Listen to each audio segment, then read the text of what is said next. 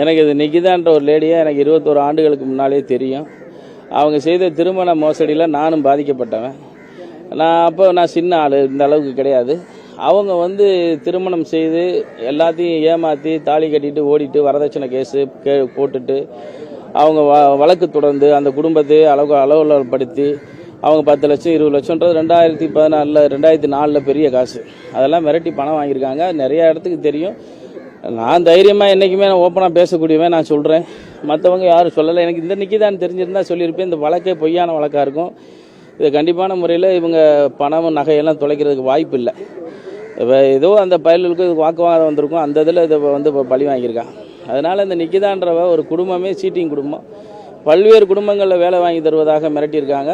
அவங்க அப்பாவே என்கிட்ட 10 லட்சம் வாங்கிட்டு தான் அவங்க டைவர்ஸ் கொடுத்தாங்க. அது வரைக்கும் இந்த சட்டத்தை நான் எப்பயுமே அடிக்கடி நான் கோவப்படுறதுக்கு காரணம், பெண்ணுன்னா அதை ஆராயாமல் எல்லாத்துக்கும் கேஸ் போடுறது. ஆராயாமல் கேஸ் போட்டுட்டு அவங்க எழுதி கொடுக்குறதெல்லாம் பெட்டிஷனாக எடுத்துக்கிட்டு அவங்க எழுதி கொடுக்குற கதையெல்லாம் நம்பிக்கிட்டு ஒரு குடும்பங்களை சித்திரவதை பண்ணுறதை நான் அன்னைக்கு ஏற்பட்ட வழி இன்னைக்கு இந்த குடும்பமும் ஏற்பட்டிருக்கு. இவ எழுதி கொடுக்குறது இப்போ வாய்மொழியில் சொன்ன கம்ப்ளைண்ட்டாக வச்சு ஒரு அஜித்ன்ற ஒரு பையன் செத்துருக்கான்.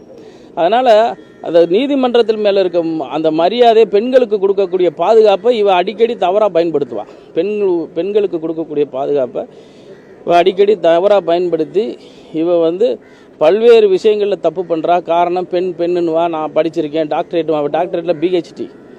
அதனால் தாலி கட்டுவா, ஓடி போயிடுவா.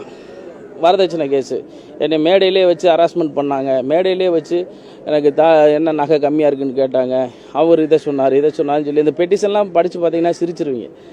அதனால் இந்த மாதிரி நபர்கள் சட்டத்தை தவறாக பயன்படுத்திக்கிட்டு, ஆளுமையை தவறாக பயன்படுத்திக்கிட்டு ஒரு அதிகாரமற்றவர்களை அச்சுறுத்ததை இவங்க வேலையாக வச்சுருக்காங்க. இவங்களை இதோடு முடிச்சிடணும். இந்த குடும்பம் வெளியே வரக்கூடாது. இந்த கொலை வழக்கில் இவங்களை முதல் குற்றவாளியாக சேர்க்கணும் அப்படின்றது என்னோட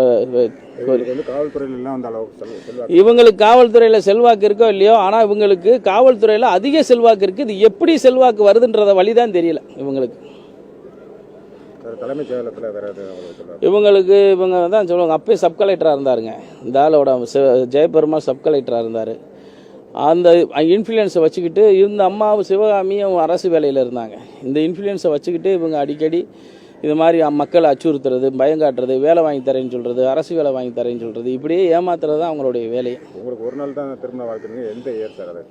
2004 ஆகஸ்ட் 29 மாஸ்டர் மகாலில் என்னுடைய மேரேஜ் ஃபஸ்ட்டு. தமிழ்நாட்டில் இருக்க எல்லா விஐபி வந்தாங்க. அவங்க சைட்லேருந்து வந்தது வெறும் 15 பேர் தான்.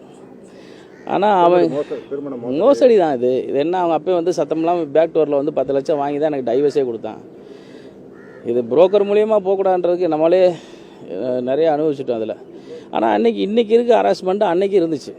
இன்றைக்கி என்ன ஹராஸ்மெண்ட் இருந்துச்சோ அன்றைக்கி எனக்கு இருந்துச்சு, என் குடும்பத்துக்கே இருந்துச்சு. அன்றைக்கி நான் அம்பிட்டுக்கும் அரசியல் செல்வாக்கு எங்கள் அண்ணன் அட்வொகேட்டாக இருந்துமே எங்களால் சமாளிக்க முடியல. அந்த அளவுக்கு அன்றைக்கி திருமங்குளத்தில் இருந்த டிஎஸ்பி ராஜராஜனாக இருக்கட்டும், எல்லோரும் இருக்கட்டும், மதுரை எஸ்பியாக இருக்கும், புதுக்கோட்டை எஸ்பி, அன்னைக்கு கோயம்புத்தூர் எஸ்பி, இவங்க எல்லாம் அந்த குடும்பத்துக்கு சப்போர்ட். எதனால எப்படி இவங்க சப்போர்ட் பண்ணுறாங்கன்னு தெரியல. ஆனால் இந்த ஆளுமை இப்போ வரைக்கும் இருக்குது, அதான் என்னன்னு தெரியல. அஜித்குமார் வழக்கில் இந்த நகைன்றதே நடந்திருக்காதுன்றீங்க. நகை அது நடக்க வாய்ப்பு இல்லைங்க. அப்படி நடக்க அந்த திருடெல்லாம் போயிருக்காதுங்க. நகையே வச்சுருக்காங்க. கேப் மாதிரி இருக்கீங்க அவங்க கிட்ட, எதுவுமே இருக்காதுங்க.